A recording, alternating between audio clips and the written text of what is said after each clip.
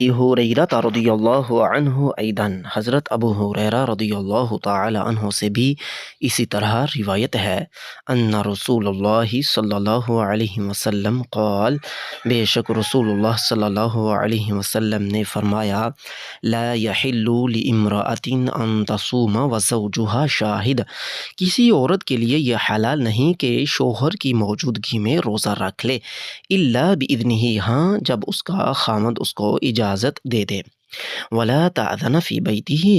اور نہ ہی شوہر کے گھر میں کسی کو داخل ہونے کی وہ اجازت دے سکتی ہے، الا باذنہ، ہاں جب شوہر اجازت دے دے۔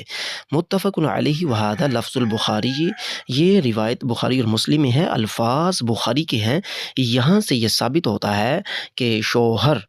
اپنے رشتہ داروں میں جن پر راضی نہ ہو، کوئی معاملات ایسے گڑبڑ ہو چکے ہوں، تو بیوی اپنی مرضی سے